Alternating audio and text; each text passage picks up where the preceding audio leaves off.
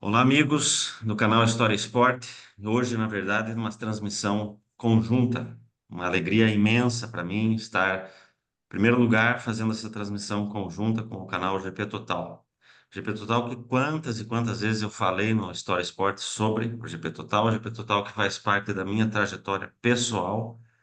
É todo o meu sonho, meu objetivo de trabalhar com esportes e falar sobre história e cultura passa pelo GP Total, né? Eu, com meus 15 anos, conheci esse site e esse site me proporcionou, em primeiro lugar, ter grandes amigos, né?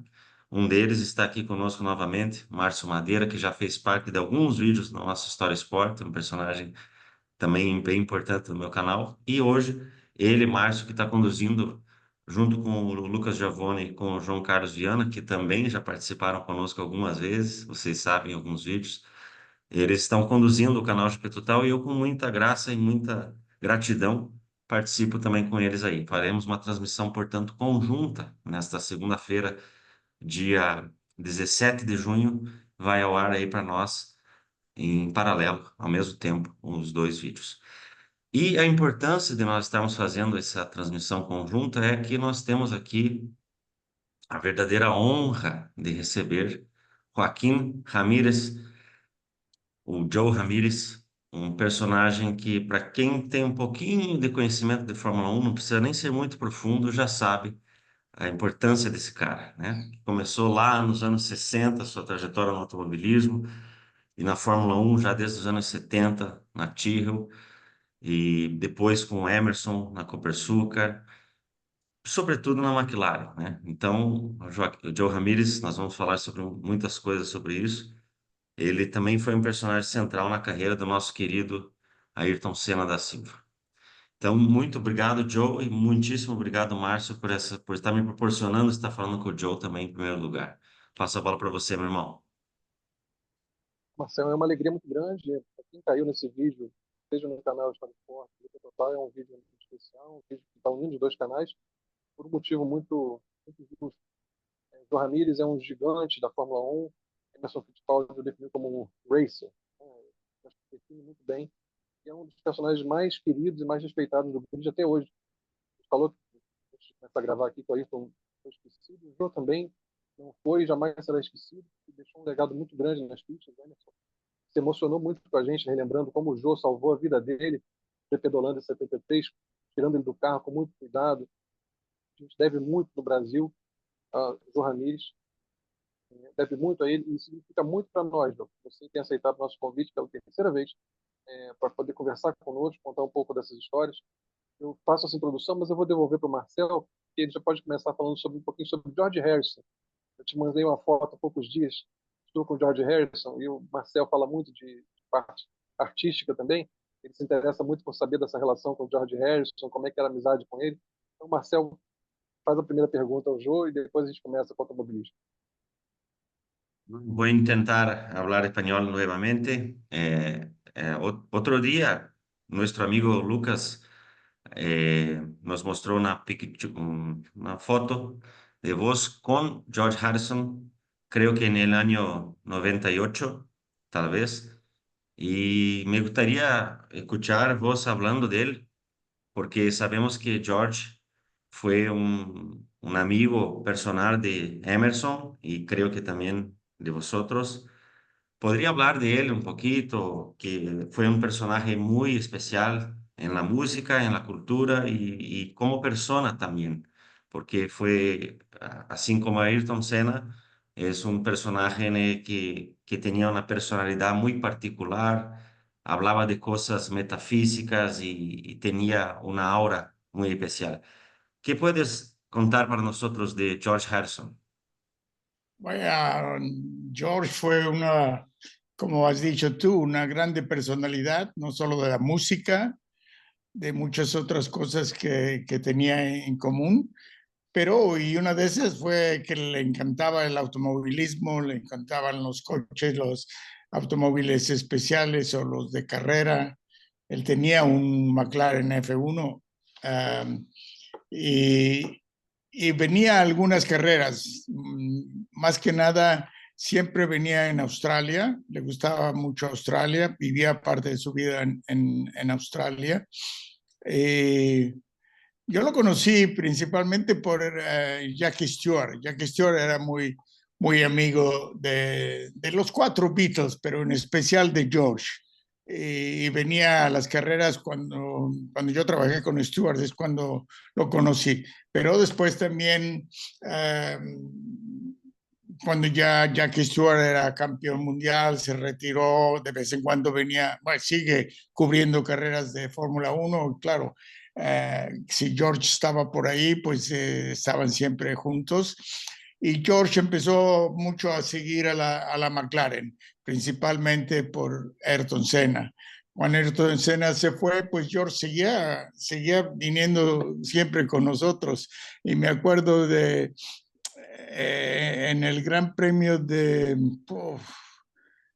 creo que fue en de los 90, 98, 99, el Gran Premio de Australia, que ganamos. Era el primer Gran Premio que ganábamos después de haber tenido 49 grandes premios sin ganar. Tuvimos una etapa de 2 años y pico que no ganábamos carreras, estuvimos bastante mal, que pues a un equipo como McLaren, que había ganado tanto en los 80, pues era difícil de aceptarlo. En fin, ese año ganamos en Australia y George viene y me dice, yo, ¿dónde es la fiesta?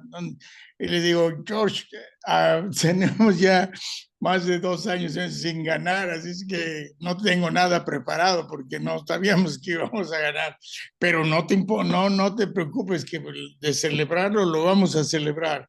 Pues dime en dónde que yo traigo la champagne. Y le digo, no te preocupes que tenemos dinero para la champagne, pero lo importante es que tú vengas. Pues dime, háblame, yo estoy en el hotel, creo que era en el Hyatt, en Melbourne. Ok, yo te hablo. Entonces, yo preparé todo para la fiesta y la íbamos a hacer en otro de los grandes hoteles en Melbourne, donde creo que era el Westin, no sé, pero nos quedábamos siempre ahí. Y cuando le hablo para decirle en dónde iba a estar la fiesta, típica, el recepcionista del hotel le dice, perdone, pero no tenemos ninguno, ninguno en nuestro hotel con el nombre de George Harrison. Y le digo, sí, yo sé que lo tienen que proteger, pero yo sé que está ahí. Le diga que es Joe Ramírez y va a tomar el teléfono. Yo lo espero aquí. Después de finalmente vino al teléfono y dijo, ok, George, el party va a ser en este hotel, bla, bla, bla. Y vino al party, no sabes que los chicos de los mecánicos del equipo al día siguiente me decían, pero yo parecía que me había muerto y estaba yo en el firmamento, en el cielo, porque estábamos a las 3, 4 de la mañana cuando la fiesta se estaba terminando y George estaba en el piano tocando una canción que la estaba inventando él y que se llamaba, que le había puesto el título de Porque Bernie Say So. Entonces empezó a cantar y decía, ¿no? El verso principal de la canción era porque Bernie se hizo, porque Bernie se hizo, bla, bla, bla, bla. No, estuvo muy simpático. Era un tipo, de verdad, como digo antes, con los pies en la tierra, que sí, uno de los más grandes músicos de la historia de la música. Y claro, un tipo que había hecho millones y que lo tenía todo, pero que era una persona completamente normal. En fin, una lástima que se haya ido. Creo que era el más joven de los Beatles. Ah, en fin, Gracias por una, compartir. Qué bueno. História maravilhosa. História maravilhosa, Gil. Para começar bem, incrível. Muito obrigado por dividir com a gente. Eu vou falar em português, mais devagar. Jô, a gente já havia conversado sobre o seu tempo Tyrrell e também na equipe de Fittipaldi. Então, e como a gente não tem muito tempo, acho que podemos falar sobre McLaren. Você se lembra como foi o convite para se juntar à McLaren?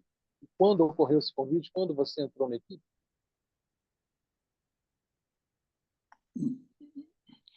Perdón, ¿cómo puedes repetirme cuándo? ¿Usted se acuerda de cómo ha sido la invitación para juntarse a McLaren y cuándo la ocurrió?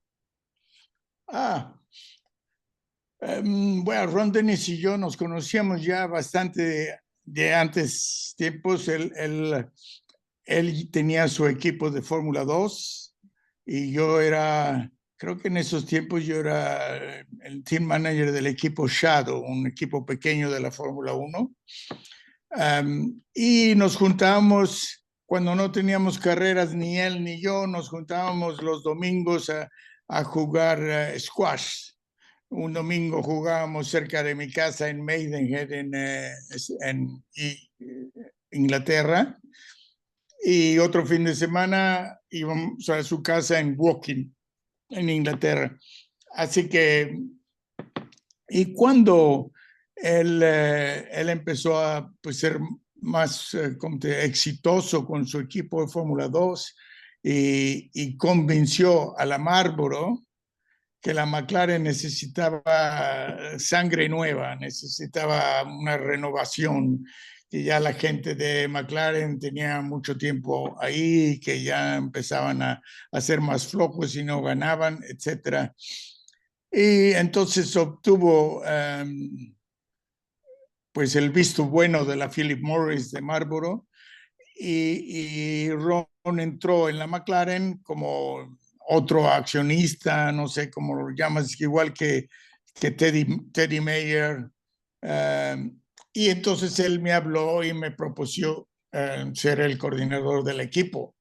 Al momento no estaba muy decidido qué trabajo me iban a dar, pero cuando yo vi, voy a estar con McLaren, con Teddy Mayer, Tyler Alexander, John Barnard, había mucha gente ahí, mucho, como que yo veía demasiados jefes y pocos indios, y entonces dije yo, no, ahí va a estar un poco, no sé, más problemática la situación. En Shadow era un equipo muy pequeño, teníamos poco dinero, pero yo ahí era el jefe. Claro, no era el dueño del equipo, era Don Nichols, pero a él me daba las riendas y yo hacía todo, ¿me entiendes? Entonces era difícil, me gustaba ser un grande pescado en un lago pequeño que ir a un lago grande y ser un pequeño pescado. Entonces no le acepté la invitación. Pasa el año y al año siguiente viene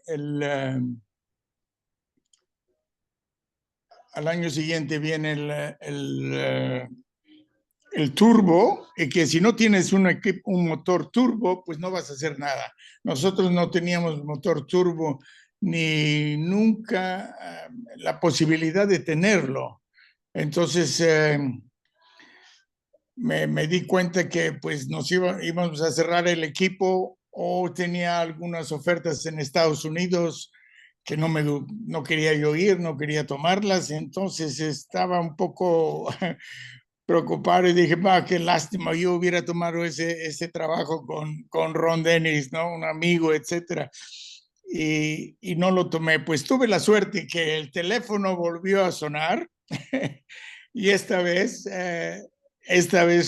como que pues sí lo acepté, pero me hice un poco difícil y fui a hacer un meeting con él y con John Barnard, el diseñador, y en fin, en la fiesta acepté el trabajo en la fiesta de Navidad de McLaren del diciembre de 1983, y empecé a trabajar en enero del 84 con Niki Lauda y Alan Prost. Me acuerdo que mi primer trabajo fue pues llevar al equipo a Río de Janeiro a hacer pruebas, y en esas pruebas tuvimos en una semana, creo que todo lo que hicimos fueron 300 kilómetros. El motor, más bien no el motor, la electrónica del motor con el equipo Bosch que teníamos, nos fallaba todo el tiempo y pusimos muy pocas vueltas, como te digo, hicimos 300 y pico de kilómetros en 7 días de pruebas. Muy poco. Llegamos muy tristes todos de regreso, pero la Bosch empezó a trabajar muy fuerte y regresamos a la carrera, ganamos la carrera y ganamos 12 de 16 carreras ese año, un año completamente increíble, fabuloso. Sin pensar que, ¿cuánto eso fue? 84, que 4 años después ganaríamos 15 de 16. No, fueron años muy exitosos. Tuvimos todo un equipo con los mejores motores, los mejores pilotos en el mundo, buenos patrocinadores, buenos ingenieros. Bueno, lo teníamos todo y el resultado fue que ganamos mucho. Eu vivo em Rio de Janeiro. Eu vivo no Rio de Janeiro. Então, o que a Fórmula 1 pensava de Jacarepaguá? A Fórmula 1 gostava do Rio de Janeiro? Oh, yo creo que para todo el mundo, cuando piensa de Brasil, pues piensas de Río de Janeiro, ¿no? Y Río de Janeiro era un lugar tan fabuloso que a todos el equipo y a todos los equipos les encantaba ir allá. Un calor bestial, pero un ambiente increíble en Río de Janeiro. Para mí fue uno de los mejores grandes premios, que fueran, no me acuerdo cuántos, unos gran premios fueron buenos, otros fueron igual que otros, pero el hecho de estar en Brasil, en Río de Janeiro, a todo el circo de la Fórmula 1 le gustaba, porque, sabes, no son solo las carreras, pero es las perks, se dicen en inglés, las perks que tienen de estar atravesando el mundo con la Fórmula 1, que pues, ¿cómo te diré? Aprendes un poco los idiomas, aprendes la cultura del país, la comida del país. Todas estas son cosas que, pues que los que hemos estado en la Fórmula 1 por tantos años, siempre lo hemos apreciado mucho. Y Río era uno de esos lugares. Então, você quer falar um pouquinho sobre 84 ou sobre... Me gustaría que vos hablase un poquito de se ha llegado en la McLaren junto con Alan Prost, por mi memoria, ¿sí? El mismo año vos ha llegado y Alan Prost ha llegado allá. Entonces, ¿cómo fue el embate entre Niki Lauda y Prost? Porque después vamos a hablar de Ayrton con Prost, pero Lauda venía de regreso de su retiro, después de 2 años retirado, volvió a correr en Fórmula 1 y ganó carreras, y en aquel año de 84 fue campeón del mundo, pero por medio punto en contra Prost. Y como dice, como vos has hablado, ganaron 12 de las 16 carreras. Entonces fue un dominio mágico, ¿eh? El empezó del turbo, como ha hablado, y todo. ¿Cómo fue el embate de Prost, que era joven aún, venía de correr por Renault y casi ganar el Mundial 2 veces? Con Nelson Piquet ha ganado en 81 y 83, pero Prost ha intentado y casi logrado ganar. Pero Lauda, muy experiente, ya tenía 2 mundiales en su carrera, ha pasado por todo aquello. ¿Cómo fue el embate de los dos? ¿Cómo vos veía cómo la equipe los trataba? ¿Cómo era la diferencia de los dos? ¿Qué puedes decirnos? Pues sí, al momento Alain Prost era uno de los reconocidos mundialmente como uno de los mejores, si no el mejor al momento. Nicky tenía muy buena relación al momento con Ron Dennis. Ron y Nicky eran amigos y cuando Ron empezó con el equipo, con McLaren, pues como siempre quiere tener los dos mejores corredores que existían. Ya había tomado a Prost, que había tenido ¿cómo se llama? Un pleito un poco con la Renault, había salido de la Renault y Ron lo había tomado, pero creo que fue Nicky que vino a la McLaren antes, después, cuando decidió volver a las carreras, que esa decisión fue un poco con la ayuda de Ron Dennis, que lo empujó mucho, y también la Marlboro para pagarle bien y traerlo de nuevo a la Fórmula 1. Y en ese momento, pues porque ya habíamos, yo no estaba todavía con la McLaren, pero la McLaren el año anterior estaba John Watson con él. Y John Watson lo había hecho bastante bien, pero se veía que the up and coming person era Alan Prost, sin duda alguna.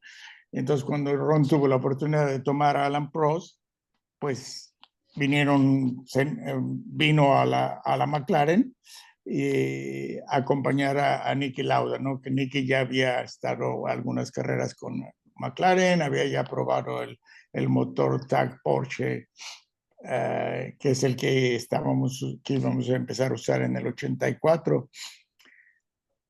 En fin, la forma como se iban a acoplar estas dos personas era bastante vista para nosotros, porque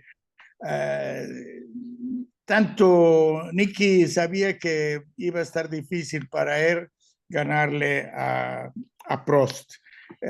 Prost sabía que encima del coche durante las carreras no iba a tener ningún problema, porque él no tenía miedo de nadie. Pero sabía que Niki Lauda era un tipo muy especial, que si él no le ganaba en las carreras, le ganaba fuera del coche, porque tenía pues esa cosa difícil de describir que Niki Lauda tenía, pero era un tipo realmente increíble. Yo siempre traté de sacarle lo más que pude a Niki, pero era un tipo muy especial, ¿no? De todos los pilotos que hemos tenido en McLaren, que yo he sido pues bastante amigo de todos, con Nicky era un poco más difícil, era una personalidad que no sé, que tenías que tocar la puerta antes de abrir su corazón, ¿no? Porque era así el tipo, difícil de describir. Pero sí, fue un año que la verdad Nicky se llevó el campeonato por ese medio punto, que si no se hubiera suspendido la carrera de Mónaco, y Ayrton seguramente la ganaba, y Prost se queda segundo con 6 puntos, pues hubiera ganado el campeonato del mundo, ¿no? Así es que fue una cosa. Alan Prost tuvo un poco de mala suerte en sus campeonatos, porque se lo perdió por medio punto cuando no debería de haberlo perdido, porque eran 12 carreras que ganamos, 7 las ganó Prost, 5 las ganó Lauda. Así que para mí fue injusto.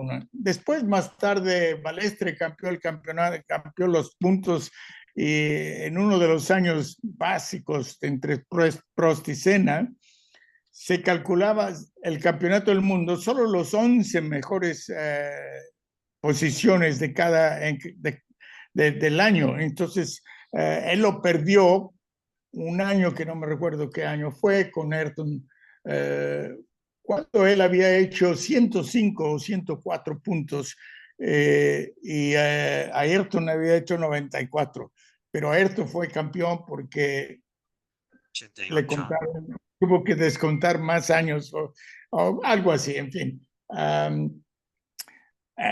Sí, Alain hubiera sido campeón no 4, pero 5 o 6 veces. Pero en fin, eso es que tuvo un poco mala suerte ahí. Pero sí fue interesante porque para Alain no fue campeón del mundo en el 84, pero aprendió muchísimo de estar trabajando con Nicky. Aunque si le ganaba más y fue más rápido que Nicky, pues como que aprendía mucho de Nicky, que le sirvió en su futuro. Interessante, eu penso a mesma coisa. Quando eu olho para 1989 e vejo Alain Prost sendo campeão, apesar do Ayrton ser mais rápido, eu lembro de 1984, quando Niki Lauda foi campeão, apesar do Alain ser mais rápido. E tenho a impressão de que o Prost aprendeu com o Niki Lauda em 1984 e não bastava ser mais rápido. O jogo era mais complexo e havia mais coisas em jogo. Então, penso que utilizou isso muito contra o Ayrton Senna. A gente vai falar ainda do Ayrton Senna um pouco mais para frente, mas eu acho que as lições de 1984, que você apontou agora, serviram muito ao Alain Prost mais para frente na luta com o Ayrton Senna. Jô, Niki Lauda chegou, o Alain Prost chega a McLaren junto com você em 1984, era a equipe de Niki Lauda. Em 85, ele já tem muito mais controle da situação, mais apoio, vence o campeonato. Em 86 chega Keck Rosberg. Você já tinha trabalhado com Keck Rosberg na Fittipaldi, sabia que era um grande piloto, e o Alain Prost dominou completamente Keck Rosberg. Foi uma surpresa para a equipe o domínio do Prost, como que ele venceu, em que ele era melhor que o Keck, e qual era a McLaren naquele momento via em Alain Prost o melhor piloto do mundo? Sí, es curioso que no solo para Ayrton Senna, sino para todo el mundo de la Fórmula 1, pues el reconocido número 1 al momento era Alain Prost. Y cuando Ron Dennis trató muchísimo, nosotros tratamos muchísimo de traer a Senna a la McLaren, que al final de cuentas Peter Ward de Lotus le pagó mucho más a Senna para que no se saliera de la Lotus y continuara otro año con Lotus y no viniera a la McLaren. Me acuerdo bueno, al momento Ron Dennis dice, la única satisfacción que nos queda es que le están pagando tanto a Senna para quedarse en Lotus que no van a tener suficiente dinero para desarrollar el coche. Pues era una manera de verlo, ¿no? y después tuvimos a Keke Rosberg, y a mí me sorprendió mucho. Keke siempre era un piloto muy, muy rápido, pero con McLaren nunca consiguió a ganar un gran premio, y lo mejor que fue un segundo en Mónaco. Y el año siguiente era la realidad y Ayrton Senna venía con McLaren. Y las palabras de Keke Rosberg, me acuerdo, pues eso fue para Ayrton Senna, que no puedo venir a la McLaren, fue la más grande sorpresa, o como diría, la más grande cosa que le hubiera pasado a Senna, porque manejando o conduciendo junto con Prost, Prost le hubiera ganado y el mito de Ayrton Senna se hubiera acabado. Era tal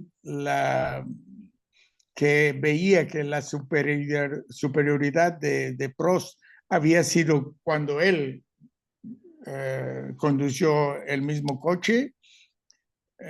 Él creía que para Senna hubiera sido muy difícil vencer a Prost. Y sí, se había equivocado, ¿no? Pero eso fue, como diré, después, cuando se anunció que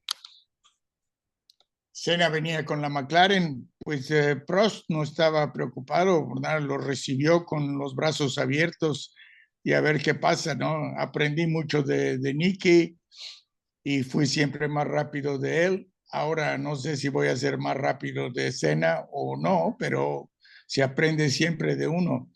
Uh, y así que empezó el año 88, que los dos se respetaban tanto uno al otro, que estábamos seguros que íbamos a tener un buen año.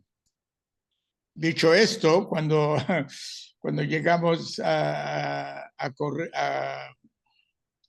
¿cómo te diría? A probar el coche en Imola, la primera prueba del Mundial de ese año, y que fuimos tan increíblemente más rápido que toda la Fórmula 1, pues yo me acuerdo que Ron Dennis, cuando llegamos a la fábrica después de las pruebas de Imola, dice, pues tenemos un coche tan bueno, con dos pilotos tan buenos, que tal vez podríamos ganar todas las carreras. Me acuerdo que todos digamos, oh, come on, Ron. No, va piano, porque es difícil decir algo así. Pero la verdad es que los coches andaban como verdaderamente increíble, y los dos pilotos se acoplaban bien y, en fin, tuvimos un año espectacular. Eu tenho muitas perguntas a respeito dessa época, Jô. Você, primeiro eu queria saber uma coisa: a McLaren vinha acompanhando o Ayrton Senna? Tinha interesse no Ayrton Senna? Ou o Ayrton Senna chegou porque a McLaren queria os motores Honda e o Ayrton veio junto? A McLaren queria o piloto Ayrton Senna ou só queria os motores Honda e o Ayrton Senna veio junto? No, mucha gente hablaba de eso, ¿no? Ayrton Senna es un piloto Honda y Alain Prost es un piloto McLaren. Ron siempre, pues con McLaren, uno de los principales maneras de trabajar es que teníamos que tener lo mejor del mundo.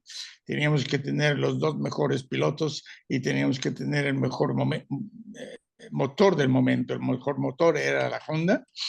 Y me acuerdo que Ron Dennis, Vance Roger, los dueños de la McLaren, junto con Alain Prost y Ayrton Senna, los cuatro fueron a Japón a tener una reunión con la Honda, y regresaron con el motor Honda.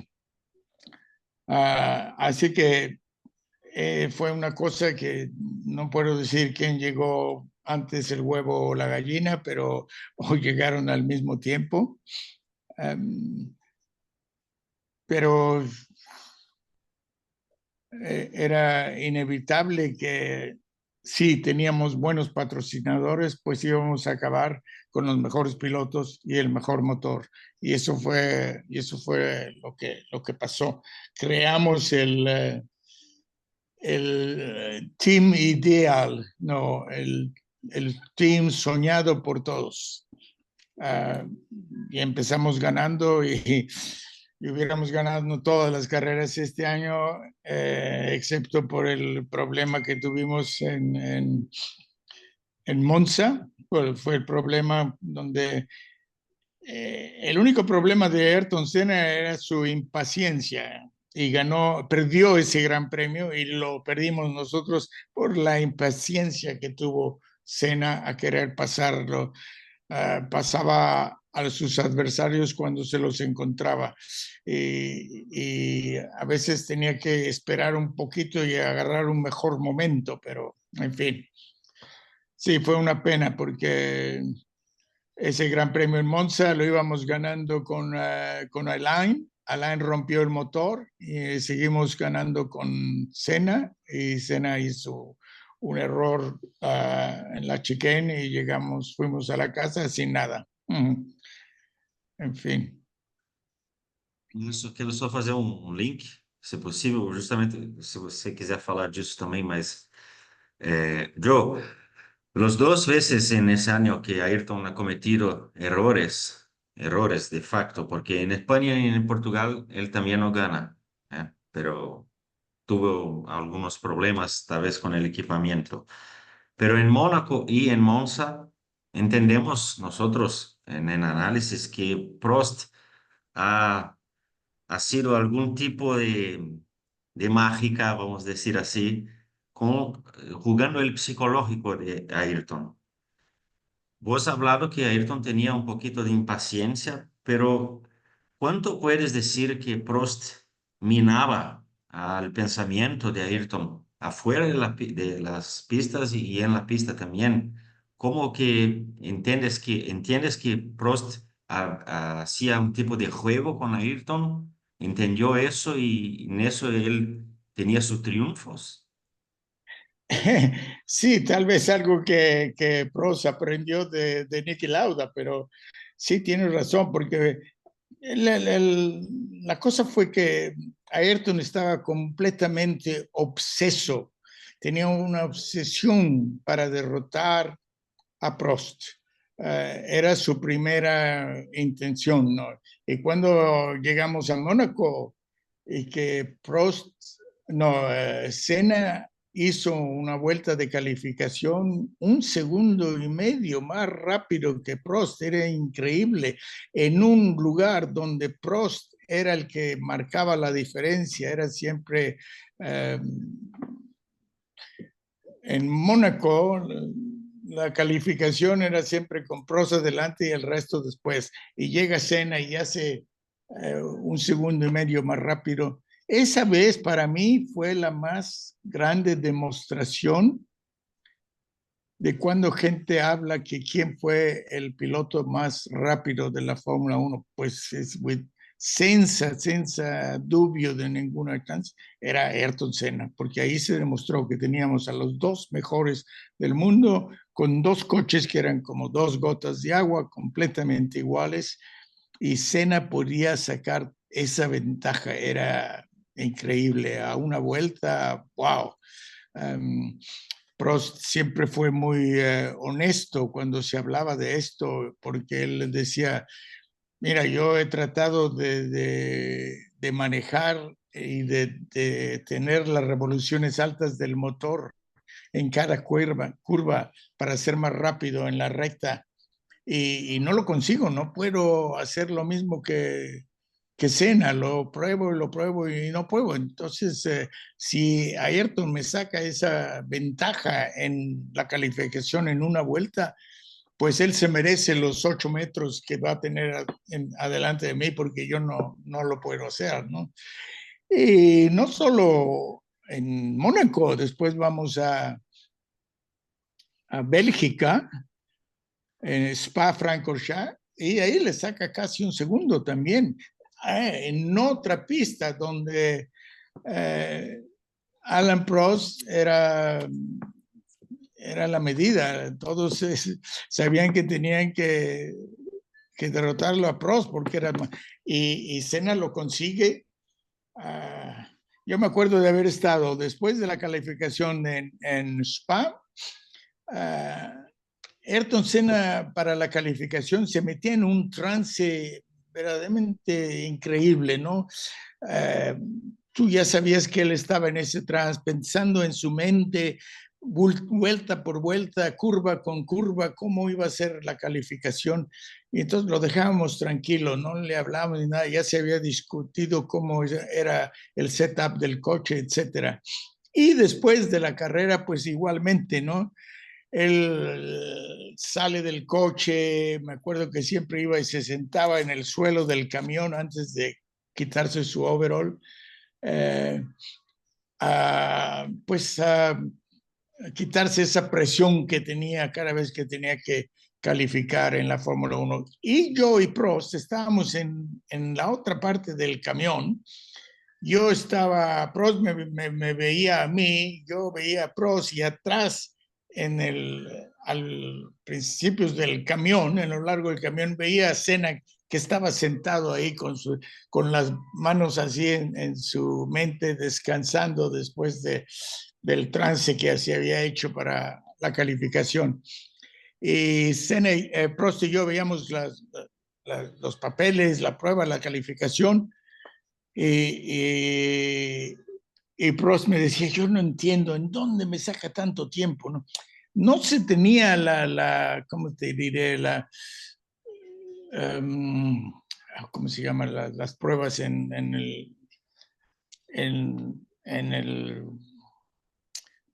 el computer como lo tenemos hoy? No había tanta información. Pero hoy en día podrías ver dónde te está sacando tanto, pero en aquellos tiempos no tanto. Me decía, es que no entiendo en dónde me saca tanto tiempo. Dicen, pero es que es increíblemente, es fucking quick. Wow, y al momento que dice eso, yo veo, y Senna me ve a mí, Q de un ojo, con una sonrisa de oreja a oreja, ¿no? Como diciendo, lo tengo, lo gané, lo estoy haciendo. Sí, le ves la satisfacción que tenía Senna. Entonces, eso fue siempre el argumento que yo siempre digo, el por qué. Era esa obsesión de Ayrton para ser el más rápido que Prost, que al momento era el número uno. Y lo consiguió este año fácil, aun si fue un año donde ganamos 15 carreras, Ayrton ganó 8, Alain ganó 7. Era era bastante parejo entre los dos, quitando la calificación donde Ayrton era mucho más rápido. Había excepciones, me acuerdo que el Gran Premio de Francia en Le Castellet, Alain fue increíblemente rápido, ¿no? O sea, algo, tiene siempre algo especial cuando estás corriendo la carrera de casa, porque te da una extra adrenalina. Y Alain, me acuerdo que hizo la pole position. En esos tiempos, cuando andábamos rápido, la Goodyear te daba 4 nuevos sets para la calificación de esas gomas que duraban una vuelta, porque eran ¿cómo te diré? Muy pegajosas. Duraban una vuelta y se acababan. Entonces teníamos 4 juegos. Pues sale Alain con su primer juego y marca la pole position. Llega al coche, se baja del coche y le digo, ¿pero qué haces? Todavía falta media hora, tienes otros 3 juegos de llantas, ¿por qué te...? Y dice, pues, esta fue la perfect lap. Si él puede hacer una vuelta mejor, se merece la pole position. Entonces se baja del coche, se pone sus jeans y su camiseta y va al pit lane fuera ahí para ver el resto de las pruebas. Y Ayrton lo veía, cada vez que pasaba lo veía y trataban de dar más fuerte, y mientras más trataba, menos lo conseguía. Entonces ahí tuvo la pole Alain. Pero era un poquito el juego que teníamos entre los dos, porque llegamos a Portugal y Senna hizo lo mismo con Alain. Una vuelta rápida, se quita, se pone sus jeans, su camiseta y Alain no le puede ganar. Entonces, como te decía, fue un año muy bonito, donde nos divertimos mucho y la pelea entre los dos fue limpia. Ya al siguiente año empezaron los problemas, pero... Jô, eu queria te perguntar uma coisa. Tem muitas coisas, mas não vou ficar voltando muito atrás. Eu tenho a impressão que no GP de Mônaco, Alain Prost se assustou com a velocidade do Ayrton Senna, se surpreendeu. Eu queria saber se a equipe também se surpreendeu, se a McLaren ficou surpresa que algum piloto no mundo pudesse ser mais rápido do que Alain Prost, e tão mais rápido do que Alain Prost. E também se o Ayrton Senna se surpreendeu, porque quando o Prost passa o Berger e assume a segunda colocação, ele faz 2 voltas muito rápidas, sabendo que o Senna ia tentar bater o tempo da volta dele, e induziu o Ayrton a um erro. E acabou funcionando. Então eu queria saber se seria justo a gente dizer que o Alan Prost ficou surpreso com a velocidade do Ayrton Senna e se o Ayrton Senna ficou surpreso com a inteligência de Alan Prost de observar que o Ayrton era previsível. Se você provocasse o Ayrton Senna, provocasse a impaciência dele, ele acabaria mordendo a isca e cometendo erros.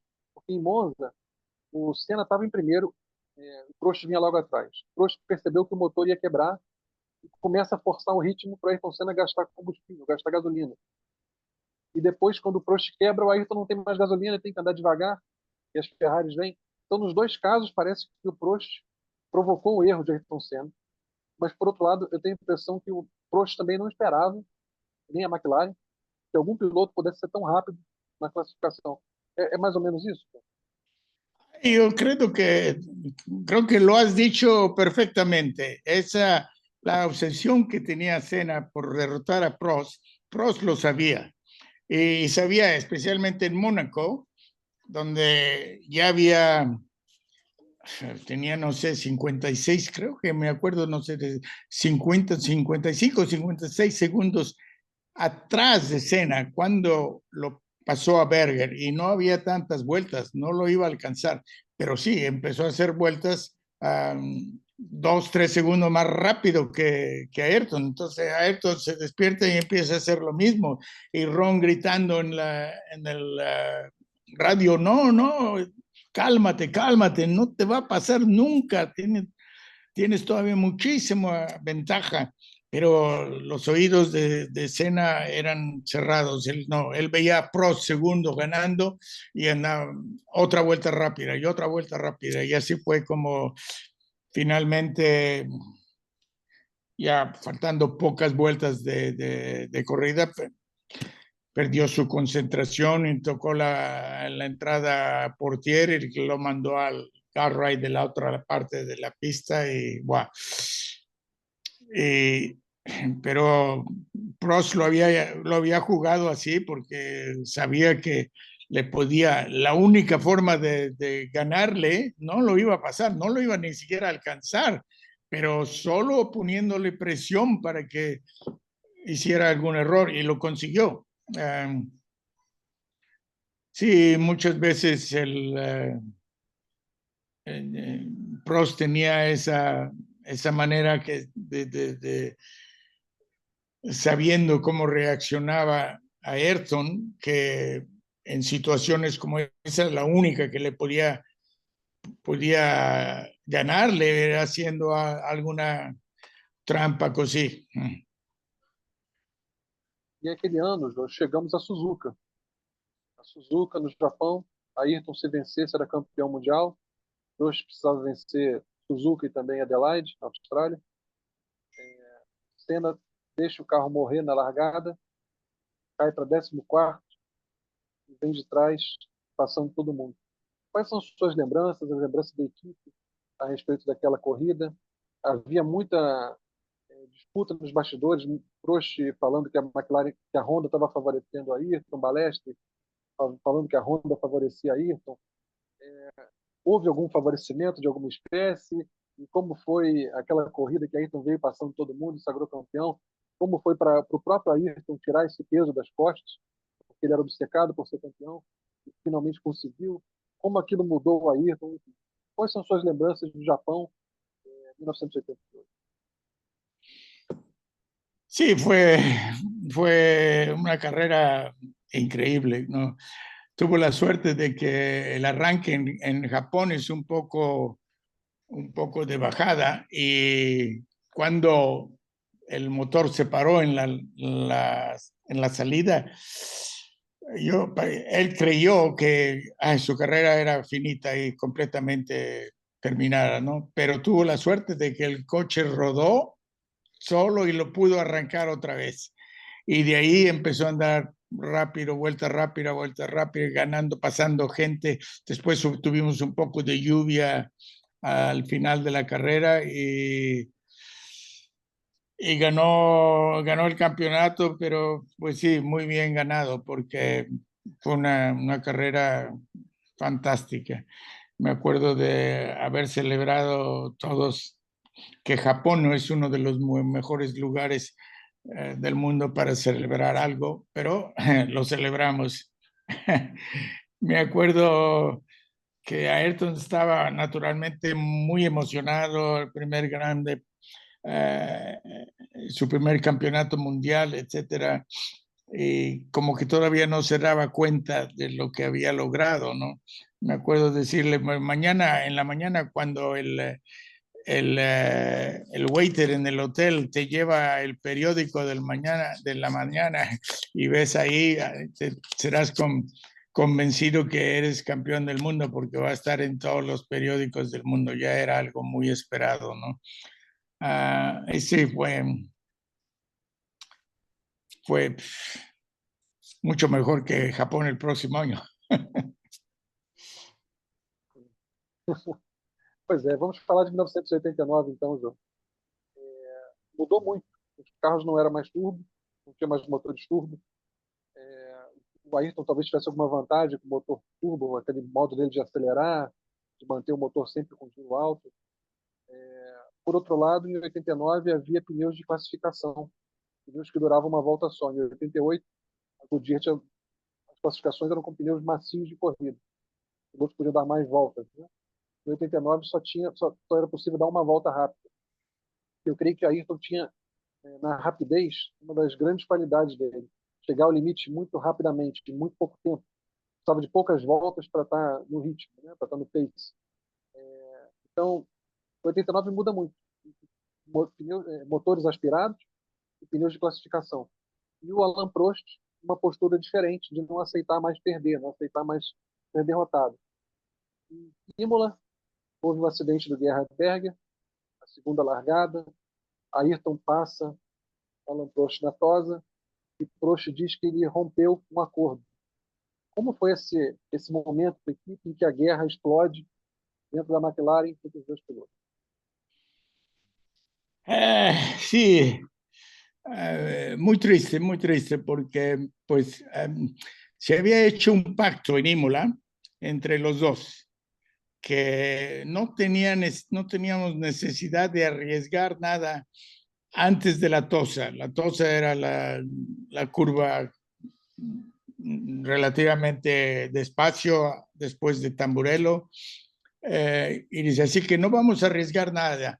Las posiciones como están a la salida, si seguimos primero y segundo, no nos pasamos al uno al otro, solo tenemos que preocuparnos por los Williams y los Ferrari que vienen detrás. En el primer arranque, Prost era, no, Senna era adelante, Prost era detrás, llegan a la bolsa, siguen así.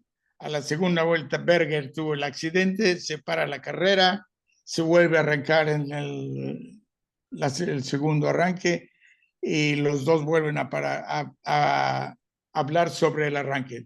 Dejamos el mismo acuerdo, sí, el mismo acuerdo. Nadie se pasa antes de la tosa.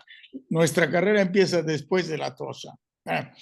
Sale el arranque y esta vez Prost era adelante. Prost va adelante y dice, aquí no hay problema. Tomo la línea justa, veo que ningún Ferrari o Williams viene atrás y salgo adelante. Pero Senna lo pasa en la frenada de la tosa. Y Alain se vuelve loco porque dice, no, ¿cómo puede ser? Yo estuve de acuerdo en el primer arranque y no intenté de pasarlo ni nada. Y él me pasa en la frenada. No lo puedo creer. Y, en fin, se dio dos trompos en la carrera y al final terminó segundo, pero muy enojado, muy arrabiado. Me acuerdo que no fue ni siquiera a la conferencia, les digo, no, Alain, tienes que ir, si no te van a multar. No me importa que me multen, pero no quiero estar aquí, no quiero irme porque a lo mejor digo algo que más tarde me voy a arrepentir de haberlo dicho, pero la verdad que no me siento como estar aquí y hablar sobre la carrera porque Ayrton no fue sincero, etcétera. Ah, y ahí empezaron los problemas, ¿no? Ah, Alain tenía probablemente uno de sus errores fue que hablaba mucho con la media, especialmente con la media francesa, ¿no? Y entonces él hizo unas declaraciones en el equipo que cuando Ayrton los oyó, pues, se enojó todavía más y dice, no, yo con Cuesto Frog no quiero volver a verlo, no quiero volver a hablar y en fin, de ahí empezamos a tener dos equipos dentro de uno, ¿no? Se hacían los, uh, las juntas entre pilotos ya no eran juntas, ya no se repartían lo que habían usado entre ellos, ¿no? Entonces eran dos equipos entre el uno que después, cuando los pilotos se salían, entonces los ingenieros se juntaban y hablaban un poco, pues, cómo hacer a los dos coches mejores, cuando ya los pilotos se habían ido a casa. En fin, fue algo no, no ideal para un equipo de Fórmula 1, pero en fin, sabíamos que iba a ser difícil contener a los dos más grandes titanes del automovilismo al momento y que tarde o temprano pues iba a acabar la armonía que habíamos tenido en el 88. Pero pues sí, fue pues desgraciadamente hubiéramos podido estar 4 años, uno ganaba el campeonato un año, el otro lo ganaba el otro año y así, no sé, pero era difícil mantenerlo. Antes de eu passar para o Marcel, eu queria te fazer uma pergunta. O Alain Prost foi durante muito tempo visto como um inimigo, um vilão aqui no Brasil, mas também muito respeitado. O Ayrton nitidamente respeitava muito o Alain Prost. Eu queria te fazer uma pergunta pessoal. Quão bom era Alain Prost? Quão bom era esse piloto? O quão ele era bom? Quanto Alain Prost era bom piloto, na sua opinião? Você já falou que quando estava tudo perfeito, Alain Prost era imbatível. Nem sempre tudo está perfeito, é difícil estar tudo perfeito. Mas quando estava tudo perfeito, na sua opinião, Alain Prost era imbatível. Já vi John Barnard falando que ele conseguia pilotar um carro quase sem asa dianteira e ele fazia o carro virar, mesmo com muito subterço. O carro saindo muito de frente, ele conseguia fazer o carro virar, economizava combustível. Alain Prost era um piloto genial, na sua opinião? Como é que era o Alain Prost piloto? Sí, hay razón, tienes la razón, porque si Alan Prost tenía un coche 100% a su gusto, con un setup perfecto, nadie lo alcanzaba, ni Senna, ni Mansell, ni Berger o Pique o Rosberg. No, era... Pero la ventaja que tenía Ayrton es que él podía improvisar. Si su coche no andaba, pues déjalo, ponlo exactamente igual al de Prost y yo me acomodo a lo que el coche está haciendo. Entonces él cambiaba, improvisaba, cambiaba su forma de conducir y hacía el coche rápido. Entre los dos, la básica diferencia era eso, que con un coche perfecto, Alain era imbatible, pero Senna con un coche, si era el coche perfecto, pues era todavía más imbatible Senna que Prost. Pero ¿cuántas veces tienes el coche perfecto? No, no muchas veces, es difícil. Por otra parte, Senna no era un buen colaborador, no era la persona ideal para tener un buen setup en el coche. Prost era mejor que Senna en ese respecto. Senna siempre tenía mucho, como no le gustaba hacer cambios grandes porque a lo mejor tenía miedo de perder lo que ya tenía, ¿no? Y cambiaba un poquito menos aire en una llanta izquierda adelante o pone un poco más en la izquierda o pone un poco menos o más camber o pone un poco menos o más alerón o algo. Yo siempre le decía, no, Ayrton, da un cambio grande, que lo vayas a sentir. Estas cosas no las siento. Sí, que las siento, sí, cámbiame solo esto. Entonces, no, era para él, si no tenía, como decía antes, si no tenía el carro perfecto, me decía, pues que lo pongan igual al de Prost. Y yo me acomodo, hago un poco más vueltas, cambio mi manejo para poder vencer a Prost. Y la mayoría de las veces lo conseguía. Así que esa para mí fue la básica diferencia entre los dos. Prost era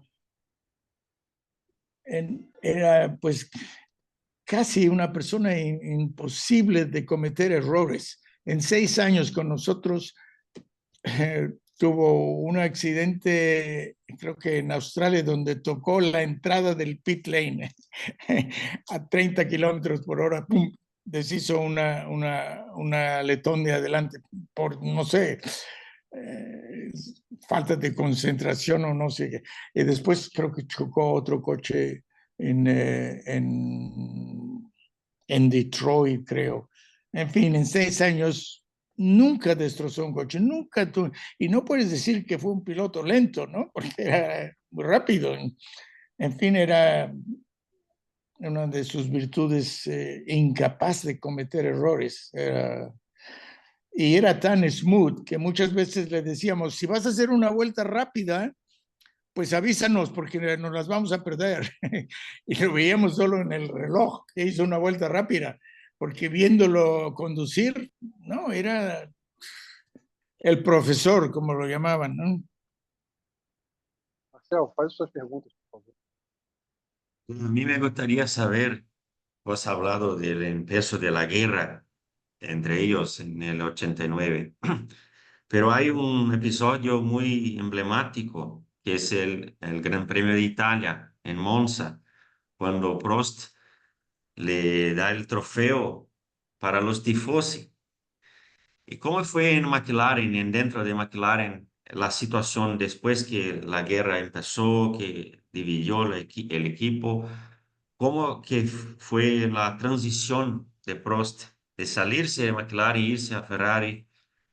Tal vez algo que pueda hablarnos de los bastidores con Ron Dennis o con vos, de la situación para Prost de salirse para irse a Ferrari.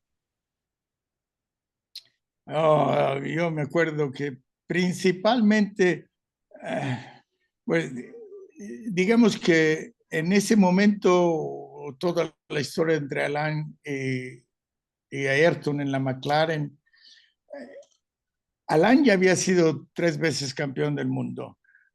Senna también lo era, pero Senna era el más joven, el más rápido. Senna era el futuro para el equipo. Prost no tanto, y Prost lo sabía. Entonces, él se sentía que ya no iba a ser el McLaren piloto que se creía antes, que ya ahora pues Senna era el más querido, el más joven, el que tenía más futuro dentro del equipo. Y entonces yo creo que Ron me había dicho, pues tú tienes que hacer lo posible para no dejarlo salir, no queremos perderlo, sé que es difícil mantenerlos a los dos, pero es mejor tener esos problemas de tener otro piloto que no vaya a estar al alcance de Senna, y sabemos que no hay nadie de los pilotos actuales que pudiera ser al alcance de Senna. Entonces, tenemos que tener que conseguir siguiendo teniendo a Prost, que es el mejor, ¿no? Eh, Entre los dos hay poca diferencia, pero me fue difícil porque Alain me decía, es que es muy difícil competir con gente como Ayrton, y no porque tenga miedo de que me siga derrotando, no, es que no es tan divertido. El año pasado sí, nos divertimos mucho. Una vez era él, una vez soy yo. Entonces, estaba la situación más repartida. Pero ahora ya no, cuando no te diviertes, no, el trabajo que hacemos es muy duro, además de ser peligroso. Entonces, te tienes que divertir haciéndolo. Si no te vas a divertir haciendo, no vale la pena hacerlo. Y eso yo, pues, lo entendía muy bien, porque yo siempre he dicho que yo nunca en mi vida he trabajado. Tenía un hobby que me gustaba y me pagaban por hacerlo. Entonces, ¿qué mejor cosa que eso, no? Entonces, sí, yo relate con Prost porque ya no se quería ir, ya no quería estar con nosotros. Después, pues ya con lo que había pasado en Japón, la situación era muy complicada entre los dos. Una pena muy grande, especialmente en Japón. Fuimos ahí, ganamos la calificación, la vuelta más rápida, la carrera y llegamos a casa, regresamos a casa sin nada. Entonces, fue muy dura. Yo creo que el equipo decía, pues si vamos a tener esta guerra cada carrera, vale, es mejor no tenerla. Um, pero el resto, como dicen, es historia. Marcelo, você quer fazer mais alguma nesse momento? Senão eu vou falar sobre o Japão 89 com o Jô. Por favor. Me acuerdo que en Japón, en el 89, cuando tuvieron el accidente, me acuerdo estar con Alain Prost al día siguiente en el aeropuerto esperando nuestro avión y, y le digo, Alain, ayer hiciste los dos errores más grandes de tu vida. Dice, ¿pero por qué? Dice, pues primero, chocan y tú te bajas del coche. No entiendo por qué. Y dice, no, pero es que fue un choque grande, y yo vi que la rueda izquierda estaba así. Dice, le digo, sí, pero la rueda derecha también estaba así. Tu coche no tenía nada. El coche de Ayrton se rompió el aletón y él tenía que entrar al pit a cambiar el aletón, pero tú no tenías nada. Si tú te quedas ahí, empujan a los dos, se saltan la chicane, los dos no hubieran dado ninguna punishment a ninguno de los dos. Y tú hubieras ganado la carrera. Pero sí, no yo creo que todavía piensa en eso, porque la verdad que fue una cosa. eh, Mas, Jô, todo mundo lembra daquela corrida, daquela carreira, pelo acidente. Mas eu penso que aquela pode ter sido a maior corrida da história da Fórmula 1. Porque Alain Prost sabia que não precisava vencer, bastava que Ayrton Senna não completasse a prova, não vencesse. E eu entendo que, a partir de algum momento, em 1989, Alain Prost começou, já tinha certeza que ia ser campeão do mundo, porque o Ayrton abandonou, teve muita mala suerte, né? Abandonou 4 corridas, 4 carreiras.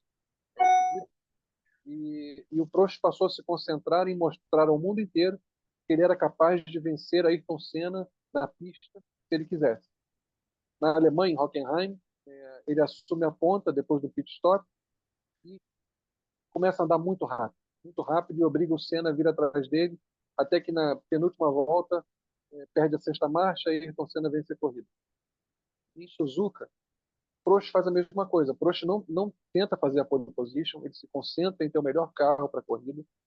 O Ayrton faz a pole com um segundo, em 7 décimos de vantagem, mas na largada o Prost até queima um pouco a largada, sai um pouquinho antes da hora, assume a ponta e surpreende o Ayrton. Ele começa a andar muito rápido, muito rápido. Volta atrás de volta em ritmo muito forte. E o Ayrton demora umas 2 ou 3 voltas a entender que não tem outra opção, ele tem que ir atrás. Só que o Prost podia quebrar, Ayrton não podia quebrar. O carro do Ayrton não podia quebrar. e ele passa a corrida inteira atrás do Alan Prost, os dois em ritmo de classificação. Ele ia fazer a ultrapassagem, o Prost fecha a porta, né? Ayrton volta para a pista, troca o aileron, troca o spoiler, não troca os pneus ainda muito velhos, passa na Nini e vence a corrida. Aquela, na sua opinião, aquela pode ter sido a maior corrida da história da Fórmula 1, a corrida em que os dois andaram tudo que sabiam, puseram tudo naquela prova, andaram tudo que tinham, não guardaram nenhuma reserva.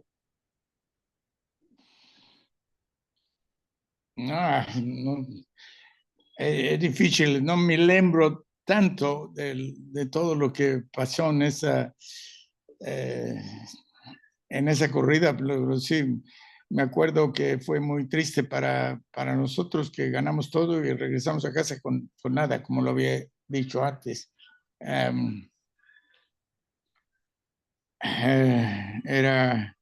Era una guerra de titanes, cada carrera, y no me lembro mucho de algunas carreras, y probablemente esa de Japón, que fue tan mala para nosotros, no arriesgo a acordarme tanto, ¿no? E como ficou Ayrton? Como ficou Ayrton depois de não poder subir ao pódio? E ele pensou mesmo em abandonar a Fórmula 1? O Palestra obrigou ele a escrever uma carta pedindo desculpas, né? E aquele verão aqui na América do Sul, aqui no Brasil, inverno na Europa, deve ter sido muito difícil, porque Ayrton considerou mesmo parar de correr. Como é que foi aquele período? Fue muy duro porque después de todo lo que se había hablado y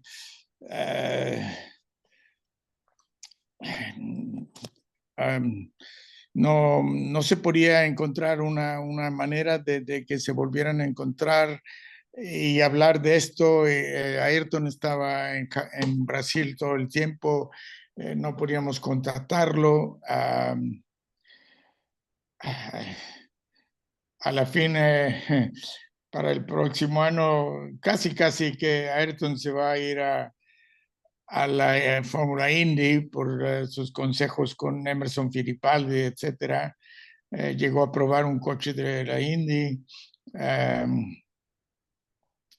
Finalmente Ron lo convenció, regresó con nosotros, pero teníamos que pagarle muchísimo dinero, y también fue un poco problemático el último año que estuvo con nosotros. En fin, una pena que se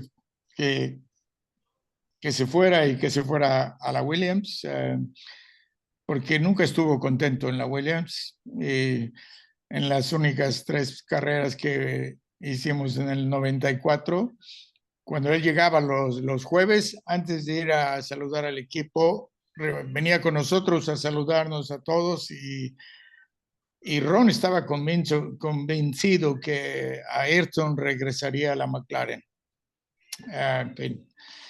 Ya nunca lo sabremos. Que a gente já está demorando muito nesse período, mas é que é um período muito importante, né? Jô, eu vou pegar alguns pontos, então, só para a gente não demorar demais. Brasil, 1991, a primeira vitória no Brasil. Ayrton só com a 6ª marcha no final, dá para ouvir a sua voz no rádio com ele. Como foi a celebração daquela vitória? Como foi para o Ayrton vencer no Brasil pela primeira vez, em condições tão dramáticas? Tem lembranças daquela corrida? ¿Te imaginas? Pero una persona como Ayrton Senna, que adoraba a su gente, adoraba Brasil, y que no pudo conseguir la victoria en Brasil hasta el 91, pues yo nunca he visto a alguien tan increíblemente contento, ¿no? Bueno, me acuerdo de las celebraciones que tuvimos ese año. Terminamos en una discoteca ahí muy popular en Sao Paulo, celebrando con Nelson, ¿cómo se llama? Arantes do Nascimento, Pelé. y Ayrton Senna juntos celebrando en ese restaurante. Oh, me acuerdo que malteamos, no sé cómo se dice, malteamos a Ayrton, que lo cargábamos entre todos y lo alzábamos hacia al cielo y lo cachábamos otra vez hasta que Ayrton dice, aquí me voy a romper una pieza, un pie o una mano, stop, stop, stop. Pero en fin, fue algo, te imaginas, para nosotros del equipo estar en Brasil juntos con Senna y Pele, wow. Eso fue de verdad increíble. Nunca se me olvidarán esas escenas. Eh,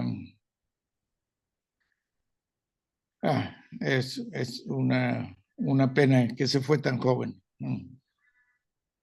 Marcel, eu pulei para Brasil 91, mas a gente acabou não falando de 90. Você quer fazer alguma pergunta sobre o ano em que Ayrton, com a McLaren, liderou a briga com o Prost na Ferrari, o acidente de tudo? Fique à vontade, Marcel.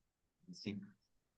Bueno, en el año 90, como Marcia ha hablado, el accidente de los dos en el peso de la carrera en Suzuka. ¿Qué puedes hablar de los bastidores o de lo que pasó en el fin de semana? Porque Ayrton siempre ha hablado que pidiera para que se cambiase la pole position, la posición del pole position. Y Balestre en el hospital le dijo que no podría hacerlo, que vas a seguir como siempre fuera. Y el lado sucio, Senna siempre ha hablado que el lado sucio es malo para el pole position porque no tiene la ventaja que podría tenerse cuando logra la pole position. Entonces Ayrton sale y Prost toma la delantera y el shock en la primera curva. ¿Cómo Ayrton reaccionó a eso? ¿Qué ha hablado cuando empezar a hablar con él? ¿Tienes recuerdos de eso? ¿Cómo fue la reacción de Ayrton? Pues sí, si te acuerdas, inmediatamente después del coche, se bajan del coche, los dos coches están rotos y ni siquiera se miran a la casa, cae a la cara entre ellos, ¿no? Uno camina, se ignoran los dos, caminan. Cuando Ayrton llega al pit, pues nosotros estábamos viendo en la televisión qué va a pasar, qué va a pasar, van a parar la carrera, van a parar la carrera. Yo creo, todos nosotros, mí inclusive, y todos los de McLaren, estábamos rezando que paren la carrera, que paren. Y Ayrton llega y nos ve viendo la televisión y dice, ¿qué pasa? ¿Qué pasa? No van a parar la carrera, no van a parar la carrera. Y digo, no me parece que vayan a parar la carrera, cuando en verdad estoy diciendo, ojalá y paren la carrera. Digo, Ayrton, no es posible ganar un campeonato así, lo vas a ganar igualmente dentro del coche, pero no así. Sí, no, fue duro, en fin. Y no fue sino al año siguiente cuando Ayrton dijo que lo que había hecho ese año era pagar por el año anterior. En fin, era un tipo duro. Sí. Los genios así no tienen su carácter y, en fin, no fue fácil trabajar con él, pero cuando él te exigía el 110%, tú sabías que tú dabas el 110%, pero él iba a dar el 150% cuando se entrara en el coche. Entonces no te importaba, ¿no? Era fantástica la relación. Y no solo la relación entre el piloto y la relación entre el hombre, el ser humano y el equipo, no digo conmigo, con todos los que trabajamos con él, todos aprendimos algo de él. Era un tipo tan disciplinado, tenía una electricidad, un don de gentes, una determinación una aura. Era un tipo que cuando tú estabas en el paddock que veías que Michael Schumacher caminaba, pues, Michael Schumacher, Keke Rosberg, Alan Prost, pero si venía Ayrton Senna, wow, Ayrton Senna, la gente se paraba con una admiración y respeto. Era un tipo que cuando entraba en una habitación, la habitación cambiaba, ¿no? Es que no sé, tenía algo que o lo tienes o no lo tienes, pero eso no logras tú, ¿me entiendes? Era una persona muy, muy, muy especial. Una pena que se haya ido tan joven. Tanta gente siempre te hace la pregunta, ¿y qué haría Ayrton Senna ahora? Sería 64 años, ¿qué sería? Pues yo lo veo, cuando me preguntan a mí, yo lo vería, no sé, con una persona muy importante en el gobierno, inclusive presidente de la República. No porque fuera una persona política, no, de lo contrario. Es que no hubiera tenido, como te diré, no le quedaba otra. Su gente lo hubiera empujado. Su gente quería que él fuera el que lo representase. Una lástima porque en las pistas nos hemos perdido esa confrontación que hubiera tenido entre Ayrton y Michael Schumacher, porque ya sabíamos que, y él lo sabía, que Schumacher venía muy fuerte. Entonces, en las carreras nos hemos perdido eso, pero tal vez más importante para Brasil y todos los brasileños que se han perdido de este icon que hubiera sido algo grandísimo, mucho más grande de lo que fue como pilota en la historia de Brasil. Já estamos perto do fim. Né? Em 1991, Ayrton começa o campeonato com 4 vitórias, 4 pole positions, dominando, e a Williams começa a surgir muito forte. E no meio da temporada, a Williams fica mais rápida do que a McLaren, começa a virar o jogo. Todos nós vimos que o Ayrton faz uma pole position incrível na Hungria, vence a corrida na Hungria, vence na Bélgica e consegue conquistar o tricampeonato no Japão. Como é que foi nos bastidores a pressão do Ayrton e o esforço da equipe da Honda para melhorar aquele motor, da McLaren para melhorar o carro, da Shell para melhorar o combustível? Foi um ano de muita luta da McLaren para conseguir vencer aquele título.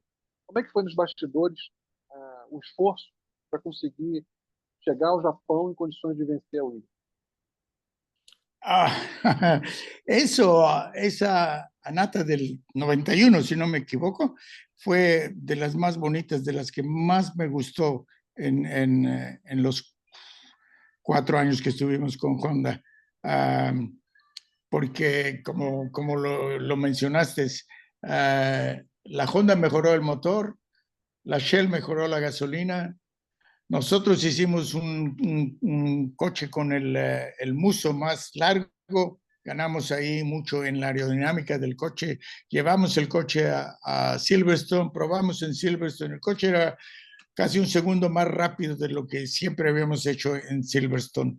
Así es que vamos a Japón con un plan, porque para vencer a Nigel Mansell solo necesitas tener un coche más rápido y después tú podías leer lo que Nigel Mansell iba a hacer, porque Nigel era un piloto rapidísimo, pero era todo un pie, lo llamaban el piedone, porque pendía el pie en el acelerador tan rápido, tan fuerte, que conseguía siempre siendo rapidísimo.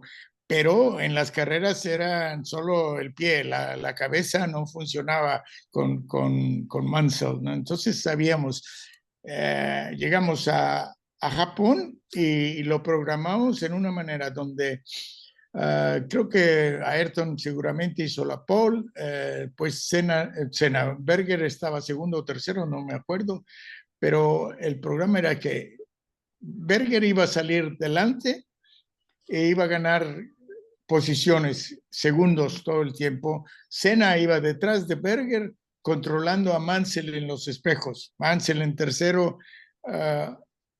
cada vuelta ganaba un segundo. Gerhard iba ya a 12 segundos adelante de Senna, cuando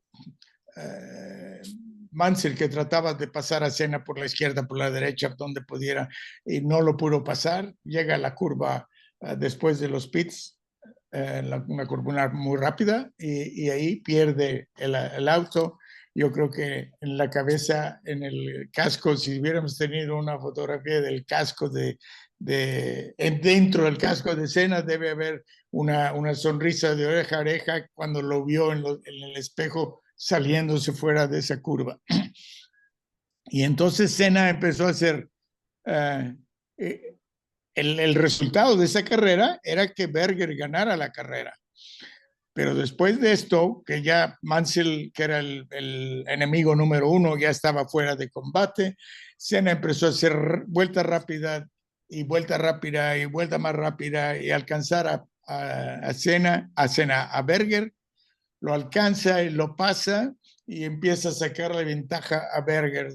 Llega al final de la carrera cuando le sacaba varios segundos a Berger y Ron Dennis gritándole en el radio: ¿te acuerdas que la carrera la debe ganar Berger? Berger debe ganar, Gerhard tiene que ganar la carrera. Y Senna respondía: no te oigo, está muy mal. La comunicación está muy mal, no te oigo. ¿Qué estás diciendo? Repite, no te oigo. ¿Qué? Y Ron gritando: Gerhard debe ganar la carrera. ¿Te acuerdas lo que planeamos? Gerhard debe ganar la carrera. En fin, Senna decía que no lo oía. Y llega al final de la carrera, en la última vuelta, Ayrton se mete a la derecha, desacelera muchísimo y Berger lo pasa y gana la carrera. Y Berger, pues claro, muy triste, dice: sí, que este era el plan, pero no de esta manera. Pero como decía antes, así era. Ayrton quería demostrar que el mundo supiera que él no perdió la carrera, se la regalaba a Gerhard. Y la verdad que sí, fueron muy buenos amigos, se iban a cenar juntos, creo que también hicieron holidays juntos, se llevaban muy bien. Y por eso que, pues, para Gerhard fue muy triste que le regaló la carrera de una manera tan obvia. Pero, en fin, así fue el plan. Era a natureza do Ayrton, né? Ele lutou contra a própria natureza a vida inteira e nunca conseguiu vencer a natureza dele, né? A gente vê que até nos últimos anos ele ainda, Brasil 94, ele acaba rodando, perseguindo o Schumacher, porque ele não conseguia aceitar a segunda colocação, não conseguia aceitar. Mas, bom, 92 foi um ano triste, a Williams estava muito mais rápida, a Ayrton ficou falando o tempo todo que queria ir para a Williams, que queria ir para a Williams. Deve ter sido um ano difícil para a McLaren administrar. E veio 93, perde o motor Honda, motor Ford. O Ayrton queria ir para a Williams, não conseguiu, faz aquele contrato corrida a corrida. E tudo parecia que ia ser um ano perdido. E para muita gente, para mim inclusive, foi a maior temporada de Ayrton Senna em 1993.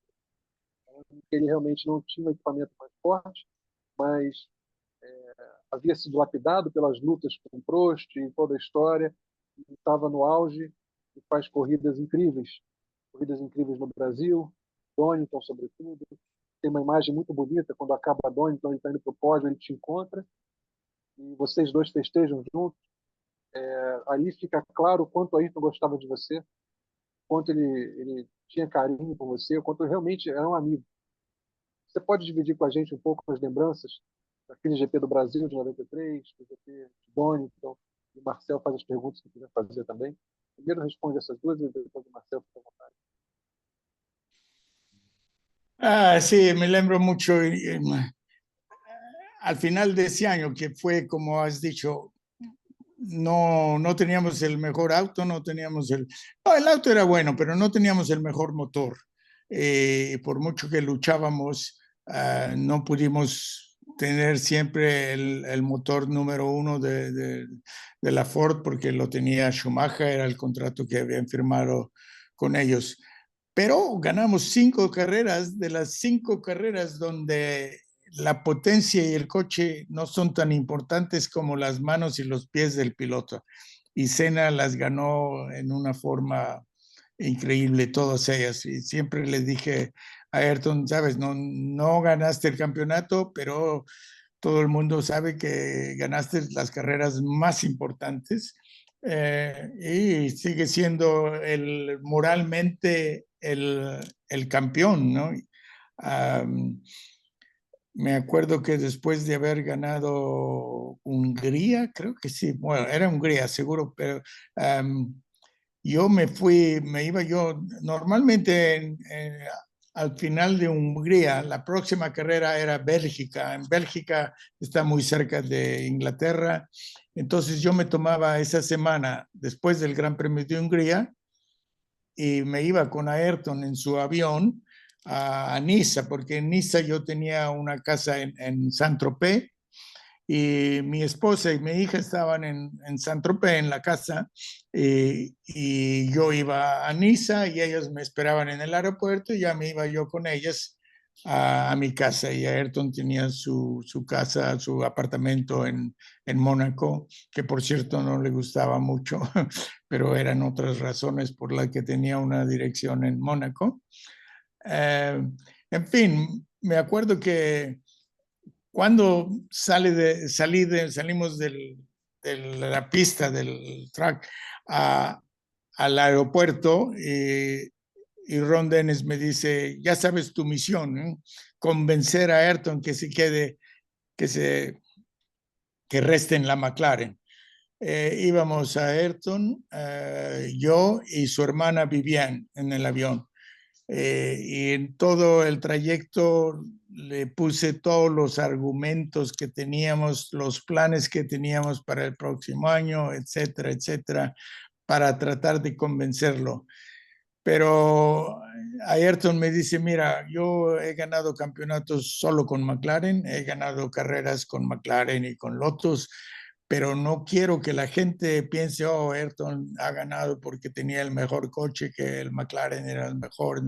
Entonces, para enriquecer mi carrera como piloto, tengo que ganar carreras y campeonatos con otras marcas, no solo con McLaren.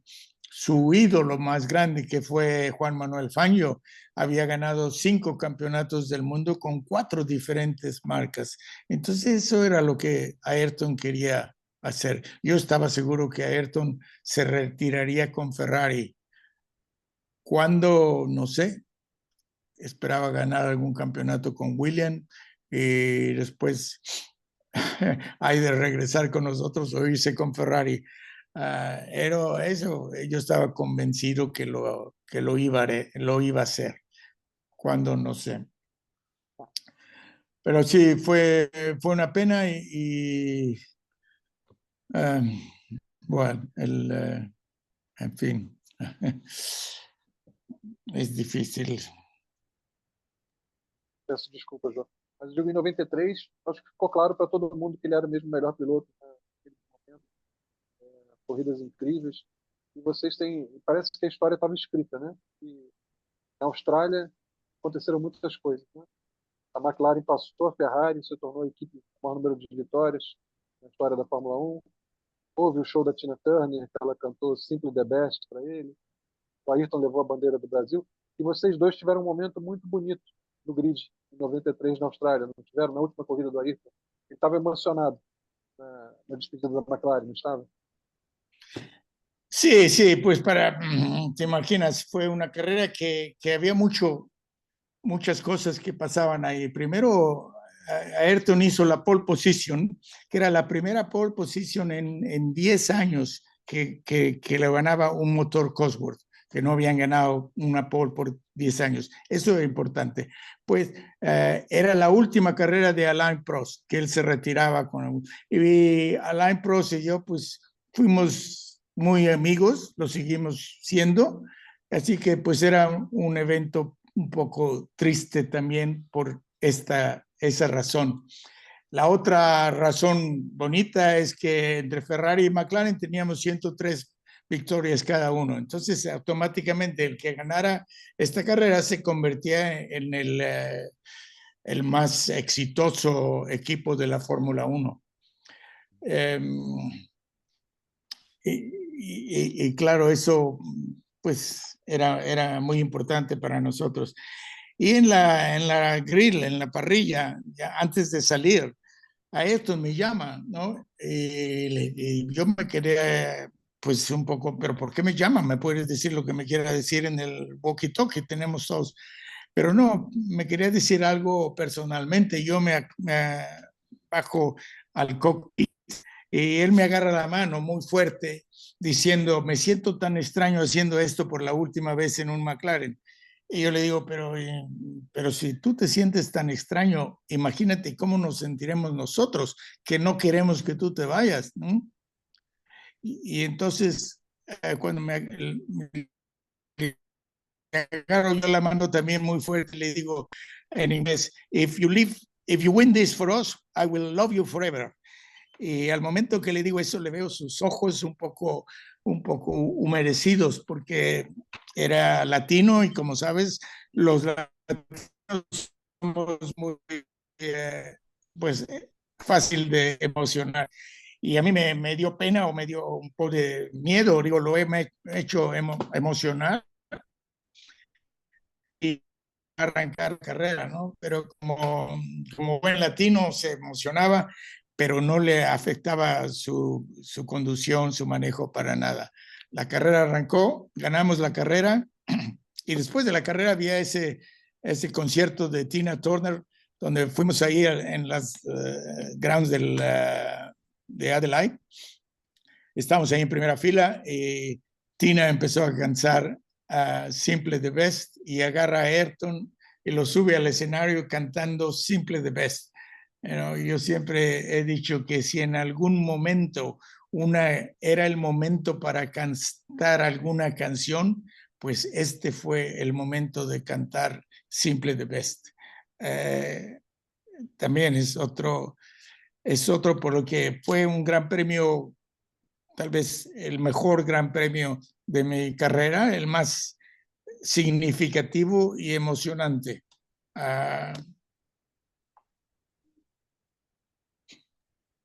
Sim, acho que Jô, podemos ir para, né? Isso aí só é deixa boa. uma última, Marcel. Jô, você foi provavelmente a única pessoa que conseguiu se manter amigo de Ayrton Senna e amigo de Alan Prost no meio daquela guerra. O que significou para você quando Ayrton Senna puxou Alan Prost para o alto do pódio em Adelaide e os dois, a partir dali, se tornaram amigos? O que significou para você isso? Porque eu sei que você sofreu muito com a guerra entre os dois, você era amigo dos dois. Quando eles dois puderam mostrar o respeito que tinham pelo outro, não estavam mais competindo, se tornaram amigos, o que isso significou para você? Para mí fue muy bonito eso. Ya habíamos quedado entre Alain y yo que en el Gran Premio de Japón se iban a excambiar helmets, los cascos, y no se hizo posible, no, había otras cosas, en fin. Y en Adelaide, cuando finalmente se dan la mano y a Ayrton lo sube a Prost en el primer cajón juntos, pues fue la verdad un momento muy bonito para mí, para McLaren y para Ayrton también, porque pues después de todo, Alain se retiraba de las competiciones y restaban amigos, porque el respeto que tenían uno al otro era increíble y era difícil pensar que después de lo que habían vivido juntos no iban a ser amigos el resto de sus vidas y no, la verdad que no lo veía yo así y en ese día estaba convencido que serían amigos y que volverían a verse seguramente, porque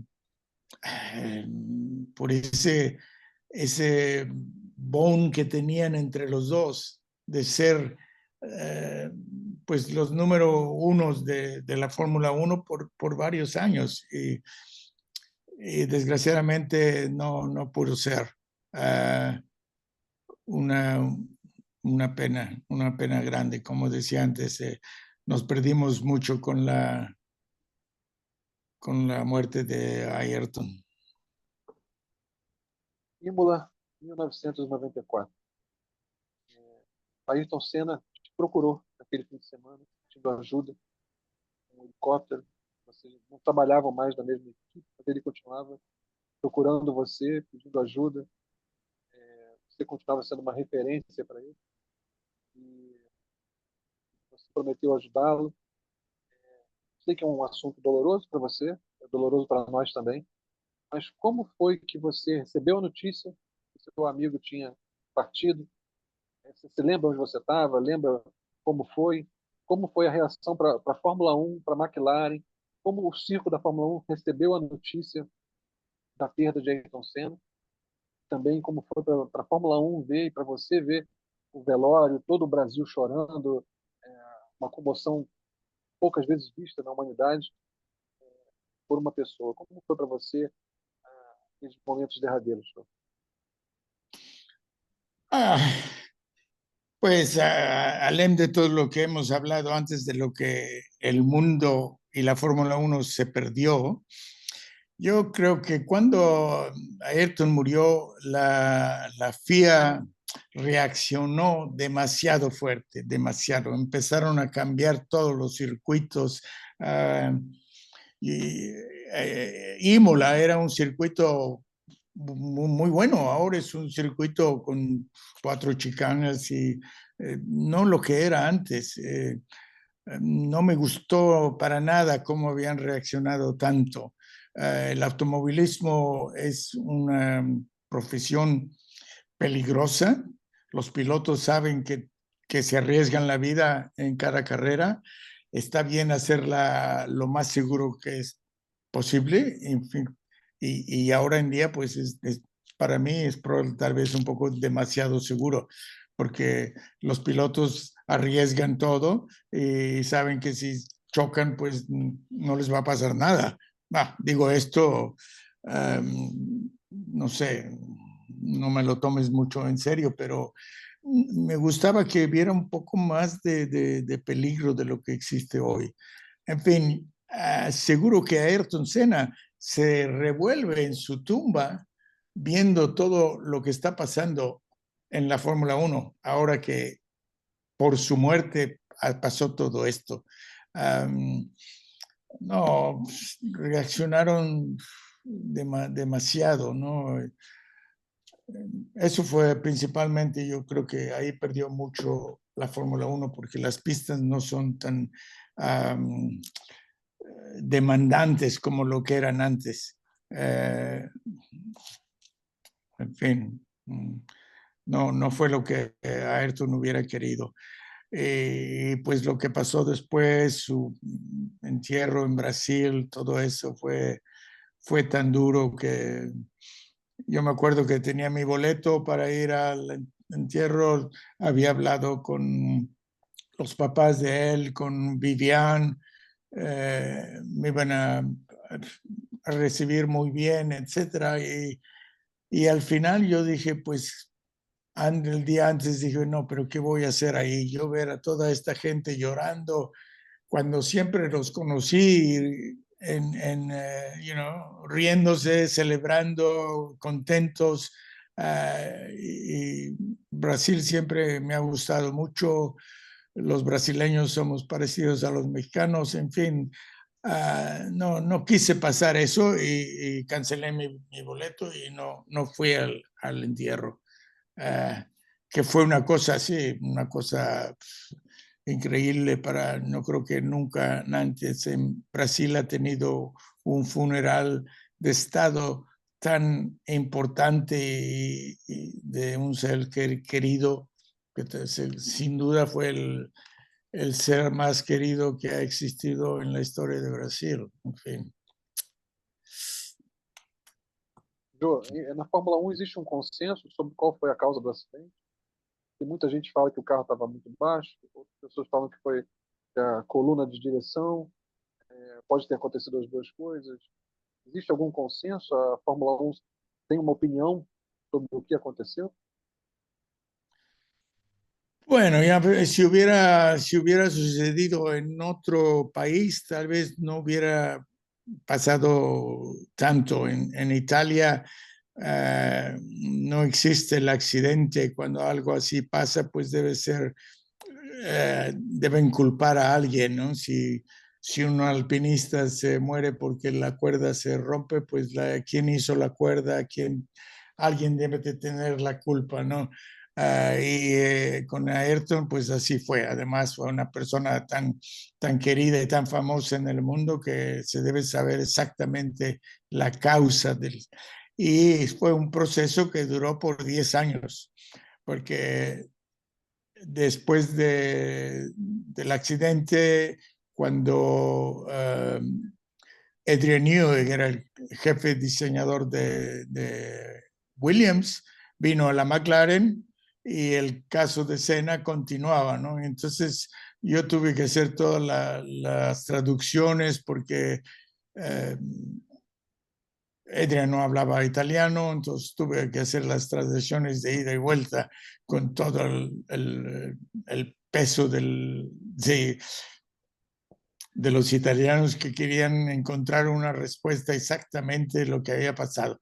Al final de cuentas, los que sabíamos lo que había pasado y cuál era el objeto de seguir luchando, seguir con lawyers y papeleo de lo que sucedió y cómo sucedió, cuando nada de lo que hubiéramos hecho hubiera traído de vuelta al mundo a Senna. Entonces estábamos perdiendo el tiempo.